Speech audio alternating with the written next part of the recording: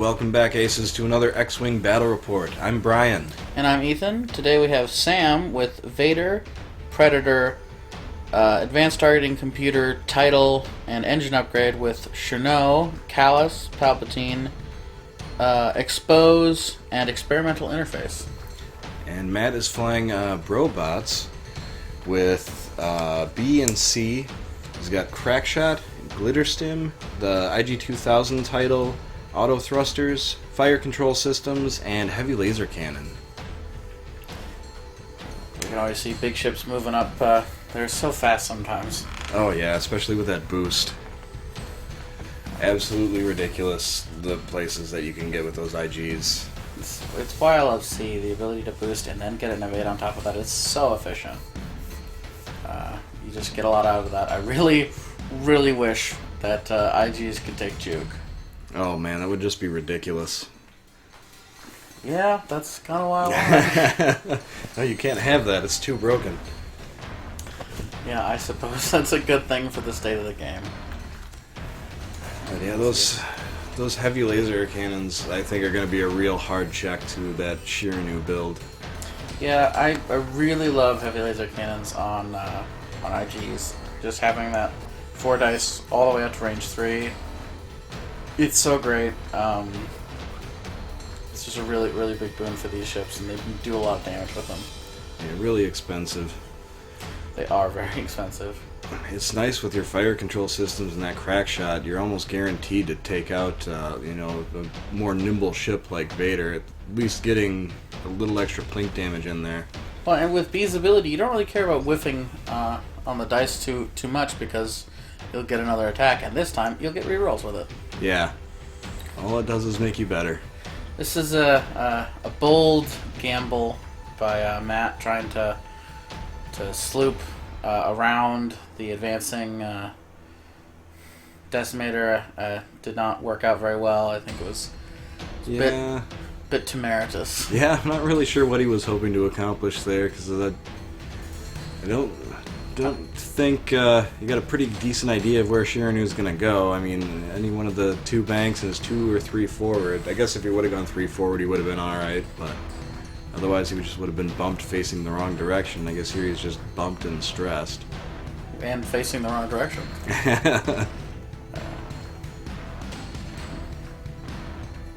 can see a bit of a debate going on about whether or not to arc dodge here. It's always a question when it comes to Vader. He's tough and he's durable, but once he starts taking damage, it starts getting pretty worrying with him. Yeah. I mean, you do have Palpatine to fall back on. I think in this case, it's always better to be at range 2 with him because Vader doesn't have auto thrusters and the Brobots do. So they've got equal number of dice with probably equal numbers of tokens, but one guy gets an automatic blank turned into an evade. So. And the boost there to try to get out of arc. I mean, it does look very close. It might look like he's just in there. I don't think it was a bad decision either way. No. Some big range 3 from Chiraneau. Yep, taking out 2 shields. Not what you want to see early on. Because those IGs, they're a little more fragile than you really think. Yeah, and Sam's list can really dish out a lot of crits here. Yeah. 5 dice at range 1 is pretty painful, especially with numerous ways of getting dice modification. And really, Kallus is built for the 2-ship kind of build. He's really great at picking the one big target. I mean, clearly B is the threat in any IG-88 build. Yeah, and Chiraneau with Palpatine is just really self-sufficient. At range 1, he's almost guaranteed to do at least 4 damage with crits. Yeah. I mean, with the target lock and expose, he's got Palpatine, he's got essentially 2 free focus slips on there when he's at the correct ship. Alright, we got that slip. I mean, when it works, it's really devastating that it happens. I mean, it's a great maneuver. I think it really set that up here. He's in a great position because if Chiraneau cuts out, it doesn't really affect. Vader kind of only has one direction to go, so it was a good maneuver this time around. Yeah, and see, wasting a lot of time burning that. Yeah, burning that early decision. So yeah, burning that swoop and trying to boost around, and eventually he'll be relevant again. Yeah. Not a bump. We really needed it to be a bump. Oh man. I think IG-88B is very unhappy right now. Yeah, it looks like he's about to have a sad day. He's got Kallus, he's got target lock exposed, range 1, and now it looks like he's got a Vader pointed at him too. Yeah, just not what you want to see at the best of times. Good turn to pop your Glitterstim and hope for the best. I'll tell you, it always makes me wonder, how exactly does a droid take drugs? Very carefully. Is there some kind of program he takes? This is how drugs ought to work. The same way they drink alcohol? No, that's their fuel. And like a lot of hits. dice. A lot of dice modification. And then, of course... And, of course, 3 the hard way. 3 the hard way. 2 shields gone off a B, and he's feeling pretty happy. On Vader. Gotta use that Palpatine. Vader is looking very unhappy. Oh yeah, this heavy laser cannon's taking a quick toll on Vader. Sure is, yeah. Be looking to bug out for a turn or two, get rid of those stress, and I think that really is it's the skill you don't see often enough in X-Wing games is the disengage.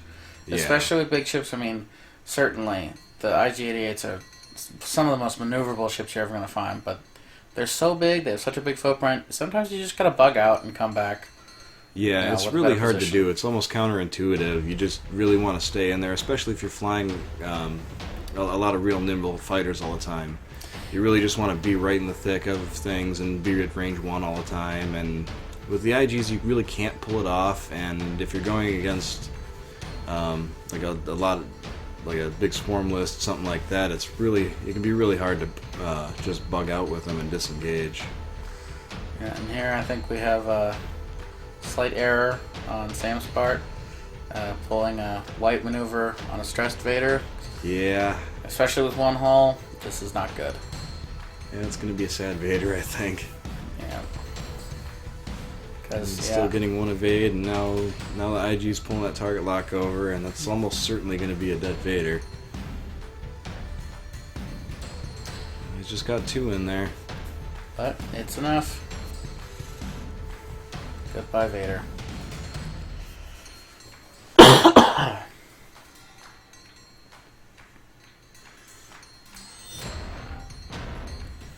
IGs, they just move across the map. It's just so fast.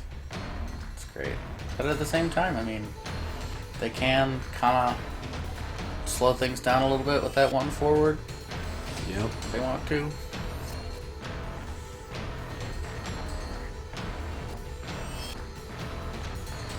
It's just up to Chiraneau, I guess. Well, he's only taken 2 shields off so far on Chiraneau, so hope if he can get one of these IGs out, he should be sitting pretty good. It's funny to think they still have comparable hull values, or hit point values. Yeah.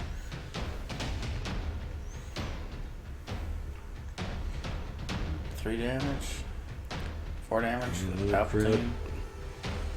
And, yeah, just losing the shields.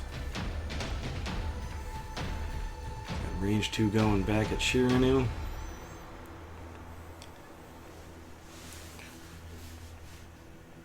And those HLCs just doing work.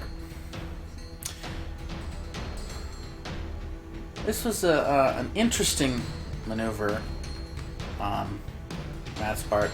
I think a 3-turn would have gotten him around that asteroid, and he could have boosted in and had both ships kind of pointing in the same direction. And here, IG-88C's kind of stuck out in the middle of nowhere, but Yeah, I think a 3-turn and a boost, probably before C would have moved, it might have forced C to bump, which I don't think would have been bad at all, really. You wouldn't have been able to get a focus in there, but I probably could have popped Glitterstims right there on C and for the focus, and then had 2 heavy laser cannons going at Chiraneau.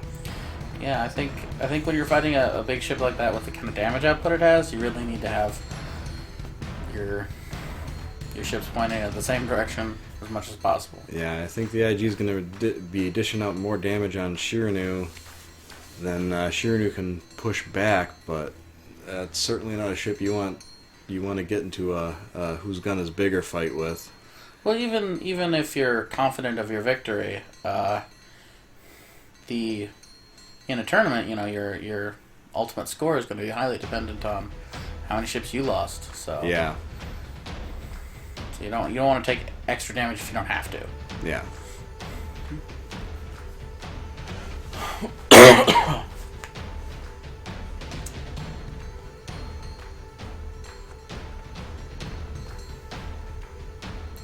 Alright, popping the Glitterstim, taking the drugs, trying to get as much damage through as possible.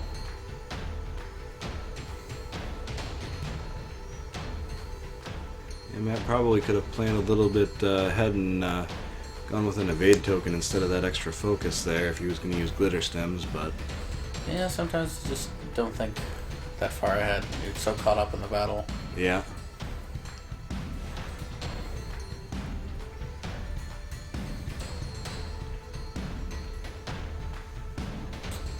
That looks like a painful roll. Yeah, that's 4 crits. So we've got Chiraneau down to pilot skill 0. Looks like he's got a double damage on him now. He's rolling 1 fewer attack die, and he can't take actions except for actions on damage cards. That's a brutal range one-shot from IG. Yeah, I mean, sometimes the dice are just with you. I don't think Chiraneau minds too much about being pilot skill 0 here. It almost helps him a little bit. Yeah, I mean, he's already so low, it's... At least he's not bumping, he can attempt to take actions. So he's going to be flipping that one down. And looks like he's probably going to expose here. Yep. I mean, at least you're guaranteed then to get that yeah, try and get 3 dice. Try and get some damage in. And a big 4K. Now we have both IGs pointing in the straight direction. This is Chiraneau down to 3 hull. That's basically kind of game over. Yeah. Alright, well, here's the final roll. Let's see if he blanks it twice. Nope. 3 damage in. That's going to be a dead Chiraneau. And as always, guys, thanks for watching. Be sure to hit that like button. We'll get some more X-Wing videos out here for you. And don't forget to subscribe. Please leave a comment below with the list that you'd like to see us run next.